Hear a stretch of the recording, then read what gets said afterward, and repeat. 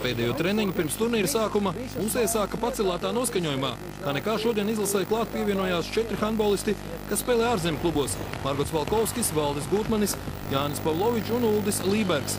Tomēr ar visu to pagaidām sastāvs vēl nav optimāls, tāpēc uzvar Domas kausā nebūs komandas pašmērķis. Vistiešākā vārda nozīmē tas ir pārbaudas turnīrs, jo pēc jaunā gada komandai pievienojās 3 pamats sastāvu spēlētāji – Klešniks, Glušaks un Jurčs, kas izmainīs pilnībā visu to komandas spēli.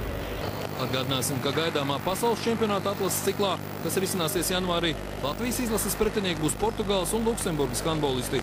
Gatavošanās tām būs sezonas galvenais mērķis.